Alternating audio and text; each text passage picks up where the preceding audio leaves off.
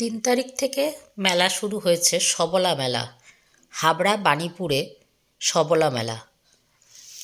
এবার আমরা ঢুকছি সবলা মেলাতে। এটা হচ্ছে আমার স্টল। আমি মধ্যমগ্রাম 1 নম্বর দেবীগড় স্টেট ব্যাংকের গলি SSG 1 থেকে আমি এই স্বনির্ভর মেলাতে গেছি। এখানে আমি আমার স্টলটা ঘুরিয়ে দেখাচ্ছি, তারপরে আস্তে আস্তে বাকি সব স্টলগুলোই আমি ঘুরে দেখাবো। আমার প্রোডাক্টগুলো একটু দেখিয়ে নিচ্ছি। শাড়ি আছে, কুর্তি আছে, ব্লাউজ আছে, মোটামুটি সব গার্মেন্টসের সব আইটেম আছে। এবার আস্তে আস্তে বাকি স্টলগুলো দেখাচ্ছি।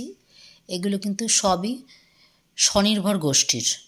সবলা মেলা মানে হাবড়ায় যে বাণীপুরে যে মেলা হয় লোক উৎসব, সেই লোক উৎসবের মধ্যেই একটা পার্টি আছে সবলা মেলা।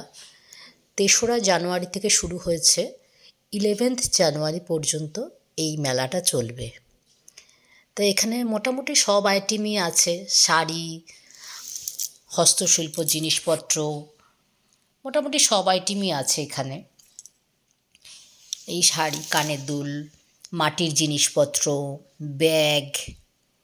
আস্তে আস্তে আমি সব স্টলগুলো দেখাচ্ছি। পুরোটা দেখানো সম্ভব নয়, কারণ এই মেলাটা এত বড় যে একদিনে পুরো মেলাটা ঘুরে দেখা সম্ভব নয়।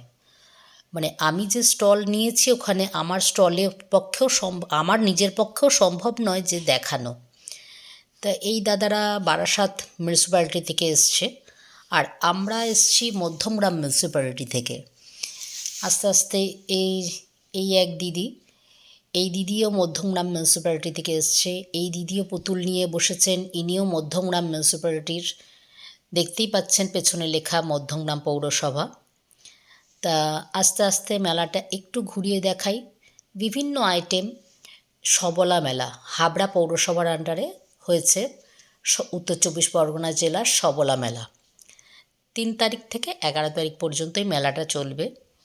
এবার চলে এসেছি হস্তশিল্প মেলার দিকে। কাঠের জিনিসপত্র, কি সুন্দর আঁকা, হাতে আঁকা। যারা সত্যি এই জিনিসগুলো আঁকে, মানে সত্যি তাদের প্রশংসা করতে হয়। এত সুন্দর তারা কাঠে কাজ করার পর হাতে এত সুন্দর তারা আঁকে, মানে সত্যিই সুন্দর। এইগুলো হচ্ছে শান্তিনিকেতনের জিনিস, এটা আমরা সবাই জানি। কাঠের পুতুল, বিভিন্ন রকম পুতুল আছে। এক দাদা বসে বসে বাজাচ্ছেন। আমি আস্তে আস্তে সবটা দেখাচ্ছি। এটা একটা হস্তশিল্প মেলা। মানে এই লোক উৎসবের মধ্যে বিভিন্ন মেলা আছে, যেমন সবলা মেলা আছে, লোক উৎসব মেলা আছে, আরও বিভিন্ন মেলা আছে। এটা দেখুন একটা চারুকলা বিভাগ, মানে এইরকম বিভিন্ন ডিপার্টমেন্ট আছে, মানে একদিনে সম্ভব নয়। আর এই যে দিদি বসে আছেন, এখানে বসে বসেই উনি উলের জিনিসপত্র বানাচ্ছেন।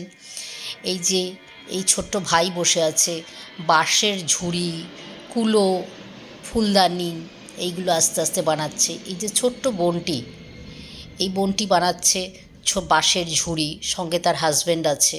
খুবই কম বয়স এদের, এরা খুব ছোটোর থেকেই এইসব